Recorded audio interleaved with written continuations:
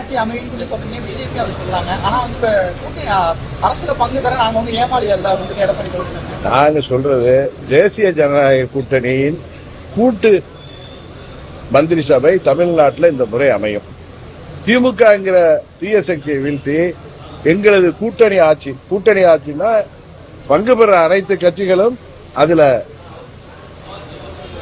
ஆட்சியில அதிகாரத்தில் பங்கு பெற ஒரு நிலைமை இந்த முறை தமிழ்நாட்டு மக்கள் வழங்குவார்கள். காவல்துறை அது மும்முரமாக செயல்பட்டு அந்த குற்றவாளியை கண்டுபிடிக்கும். நான் திரும்ப திரும்ப சொல்றேன், தேசிய ஜனநாயக கூட்டணினால அதுக்கு என்ன அர்த்தங்கிறது உங்களுக்கு தெரியும். 2014 தேர்தலில் 2019 தேர்தலில் மத்தியில் மோடி அவர்கள் பிரதமரானப்ப அவங்களுக்கு தனிப்பெரும்பான்மை இருந்தும் கூட்டணி கட்சிகளை சேர்த்து மந்திரி சபை அமைத்தார்கள். அதேதான் தமிழ்நாட்டிலே கூட்டணி மந்திரி சபை உருவாகும். இததான் இந்த கூட்டணியை திமுக வீழ்த்த வேண்டும் என்கிற நோக்கத்தோடு கூட்டணியை பலப்படுத்தி வருகிற மாண்புமிகு அமித்ஷா அவர்கள் அதை தான் திரும்ப திரும்ப சொல்லி வருகிறார். இந்த கேள்வியை திரு அமித்ஷா அவர்கள்ட்ட கேட்கிறதா தெரியாது.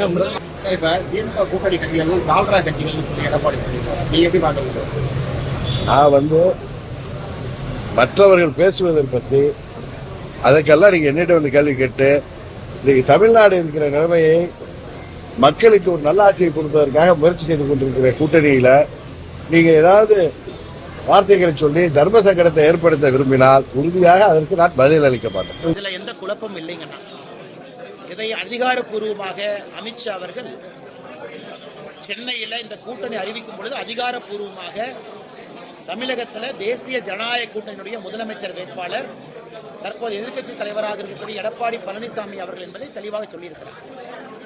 அதை பல இடத்துலையும் சொல்லிட்டு வர்றாங்க. இதுல எந்த குழப்பமும் இல்லை. ஒரு பத்திரிகை நடத்தின இன்டர்வியூல அவங்க பேரை சொல்லாம போயிட்டாங்க அப்படின்லாம் கிடையாதுங்க. அது அன்னைக்கும் தெளிவாக அமித்ஷா அவர்கள் சொன்னார்கள், இன்னைக்கும் சொல்றாங்க. இதுல குழப்பமே இல்லை. முதலமைச்சர் வேட்பாளரை பொறுத்தவரை 2026 தேசிய ஜனநாயக கூட்டணியில் குழப்பம் இல்லை. எடப்பாடி பழனிசாமி அவர்கள் எதிர்கட்சி தலைவராக இருக்கிறார். அதனால் இதனுடைய அந்த ஸ்பெகுலேஷன் உடனடியாக முடிவுக்கு வரணும். அது அன்வர் ராஜா அவர்கள் சொன்னது பச்சை பொய். அன்னைக்கு அமித்ஷா அவர்கள் அதிகாரப்பூர்வமாக அறிவித்த பிறகு அது எப்படி பாரதிய ஜனதா கட்சி தன்னுடைய முடிவை மாற்றிக்கொள்ளும்? அது எப்படி அமித்ஷாஜி அவர்கள் முடிவை மாற்றிக்குவாங்க? அதனால் இது சுத்த பொய். இதை எங்களுடைய மாநில தலைவர் திரு நயினார் நாகேந்திரன் அவர்கள் பல இடத்துல சொல்லியிருக்கிறாங்க. இருந்தும் நீங்க அதிமுக கூட்டணியை சீரழிக்க தான் பாஜக ஆனா அன்வர் ராஜா அவர்கள் திமுகவுக்கு போயிட்டாங்க. திமுகவுக்கு போன பிறகு திமுகவினுடைய மொழியை பேசினா தான் திமுக அவருக்கு மரியாதை. அதனால் திராவிட முன்னேற்ற கழகம் செல்வதற்கு முன்பு அன்வர் ராஜா அவர்கள் அந்த கருத்தை வச்சாங்க, இல்லைன்னு நான் சொல்லல. ஒரு ஹிந்து தமிழ் திசையில 2 வாரங்களுக்கு முன்பு இதே போன்ற ஒரு கருத்தை அன்வர் ராஜா அவங்க வச்சாங்க. ஆனா அன்வர் ராஜா அவர்களுடைய தனிப்பட்ட உள்ள குமுறலாகத்தான் நாங்கள் அதை பார்க்கின்றோம். இன்னைக்கு திராவிட முன்னேற்ற கழகத்தில் சேர்ந்த பிறகு திமுகவினுடைய பாஷையத்தான் அவங்க பேசுறாங்க, புதிதாக எதுவும் இல்லை. அதனால் அவர் பேசிய கருத்தை நாம சீரியஸா எடுத்துக்க வேண்டிய அவசியம் இல்லைங்கன்னா, பாரதிய ஜனதா கட்சியை பொறுத்தவரை நாம் இந்தியாவில் எத்தனை இடத்துல கூட்டணியில் இருக்கிறோம், அந்தந்த கட்சிகளுக்கு உரிய முக்கியத்துவம் மரியாதையும் கொடுக்கிறோம்.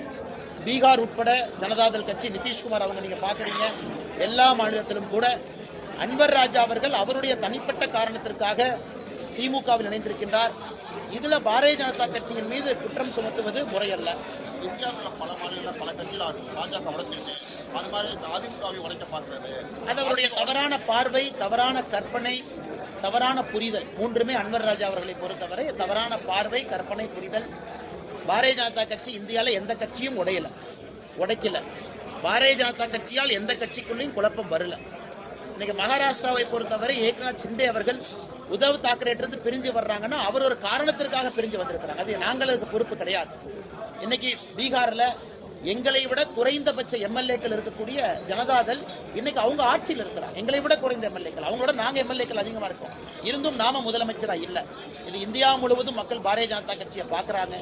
எங்கெல்லாம் பாரதிய ஜனதா கட்சி வளர்ந்திருக்கிறதோ எங்களுடைய கடின உழைப்புல மக்களுடைய அன்போடு மட்டும்தான் வளைந்திருக்கின்றோம் தவிர எங்களுக்கு எந்த கட்சியும் உடைக்கணும், சிதைக்கணும், அந்த கட்சியை கொடுமைப்படுத்தணும், பிரிக்கணும் என்பது பாரதிய ஜனதா கட்சியின் நோக்கம் இல்லை. தனிப்பட்ட காரணத்திற்கு ஒருத்தவங்க இன்னொரு கட்சியில் இணையும் பொழுது குற்றச்சாட்டு சொல்வதற்காக சொல்லுகின்றார்கள். அதுல எந்த உண்மையும் இல்லை என்பது மக்களுக்கு தெரியும்.